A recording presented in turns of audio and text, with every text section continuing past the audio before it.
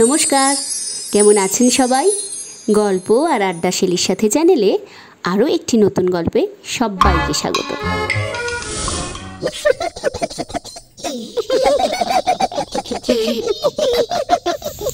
এই তাল গাছে কি মজাদার তাল, আজ কতদিন পর খাবো, ভারী মজা হবে।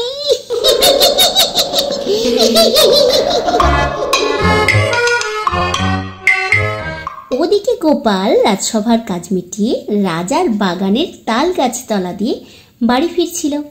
এমন সময় একটা পাকা তাল গোপালের পায়ের সামনে ধপাস করে এসে পড়ল। দেখো দেখি কাণ্ড, এক্ষুনি তালটা আমার টাকলা মাথায় পড়ত, ব্যাস তাহলেই আমার টাকলাটা ফেটে আধখানা হয়ে যেত আর কি। দেখি তালটা কাঁচা না গাছ পাকা। ভারী চমৎকার গন্ধ বেরিয়েছে তো, তালটা বাড়িতে নিয়ে যাই, তালের বড়া বানিয়ে খাবো। গোপালের কথা কি করে যেন গাছের ঠ্যাং ঝুলিয়ে বসে থাকা পেতনি শুনে ফেলল। সেও তখন গোপালের পিছু নিল। কি বলছে বুড়োটা, এ তো একেবারে আমার মনের কথা। মরার আগে লোকের বাড়ির রাঁধুনি ছিলাম, সবার মনের মতন রান্না করে দিতাম, কিন্তু নিজের পছন্দের রান্না করতে পারিনি কখনো। আজ ভাবলাম তাল খাবো, তাও গাছ থেকে তালটা গিয়ে পড়লো এই গোপালের মাথার ওপর। তবে ও তালের বড়া খেতে চায়, আমিও যে তাই চাই। যাই ওর পিছে পিছে ওর বাড়িতেই যাই, দেখি কিভাবে তালের বড়া সাবড়ে দেওয়া যায়।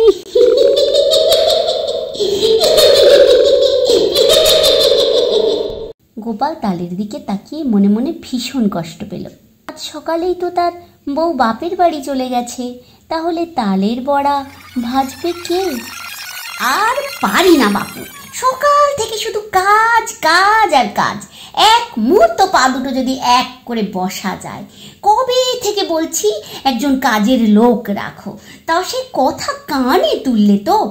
আমিও দেখছি ওই মিনসেকে কি করে সাহেস্তা করা যায়। বলি এইভাবে আর কতদিন চলবে শুনি, আর কতদিন এইভাবে চলবে? একজনকে দেখো ঘরের মধ্যে বসে বসে তাড়িয়ে তাড়িয়ে শুনছে, খুব মজা লাগছে না? খুব মজা লাগছে। বলি থাকো থাকো তুমি তোমার মজা নিয়ে, আমি এই চললুম, আমি এই বাপের বাড়ি চললুম। খবরদার বলে দিচ্ছি, আমাকে আনতে যাবে না। আমার যখন ইচ্ছা হবে তখন আমি নিজেই চলে আসব। এবার বোঝো, কত ধানে কত চাল।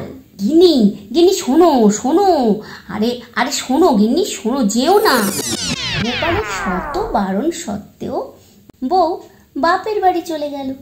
তাই গোপাল ভাবতে লাগলো, তাল তো নিয়ে এলুম, কিন্তু বড়া ভাজবে কে? 7-5 ভাবতে ভাবতে তালখানা নিয়ে এসে রান্নাঘরে রেখে গোপাল গেল পুকুরে নাইতে। আর পেতনি পেতনি কি করলো? পেতনি ঘর ফাঁকা দেখে সোজা রান্নাঘরে সেধিয়ে গেল। বাহ, ঘরের মধ্যে কেউ নেই দেখছি, খুব ভালো হলো। আজ অনেক দিন পর নিজে হাতে তালের বড়া রান্না করে পেট পুড়ে খাবো।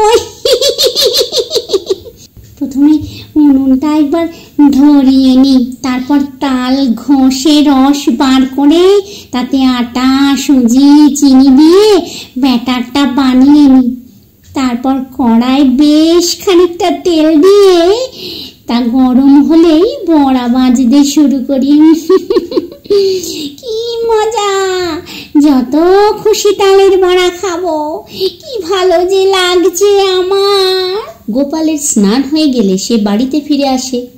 ঘরে ঢুকতেই তালের বড়ার মজাদার গন্ধে গোপাল ভাবে তার ফুলটুসি বুঝি ফিরে এসেছে। গোপাল মনে মনে ভাবে চুপি চুপি সোজা রান্নাঘরে গিয়েই গিন্নিকে চমকে দেবে। রান্নাঘরে গোপাল দেখে, হে কে? তালের বড়া ভাজছে, এ তো এক পেতনি। কিন্তু ভয় পেলে চলবে না, এই পেতনিকেই ভয় দেখাতে হবে।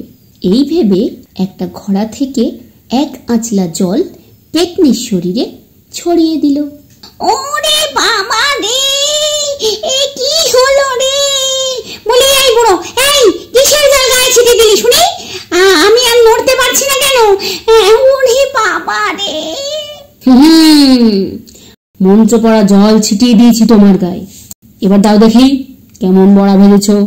তার আগে পেতনি মানুষের রূপে এসো, না হলে তোমাকে দেখে সবাই ভয় পাবে যে।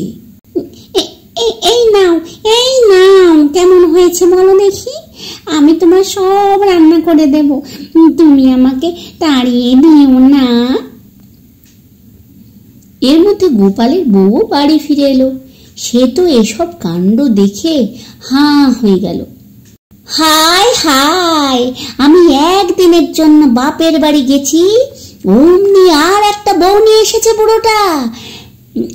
আরে গিন্নি, ও পেতনি, মানুষ নয়।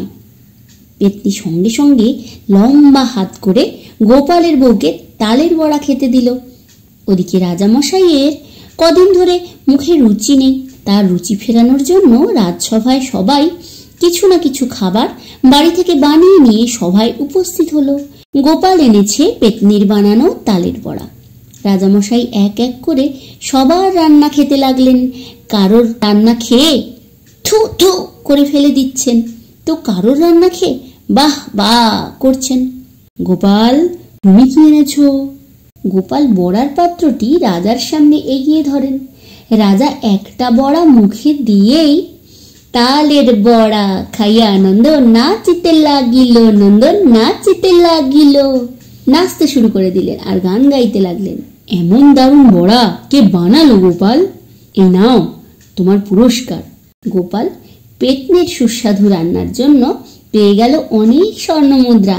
তখন গোপালও প্রায় নাচিতে নাচিতে বাড়ি ফিরে গেল। আজ তবে আসি, নতুন গল্পের সঙ্গে আবার দেখা হবে।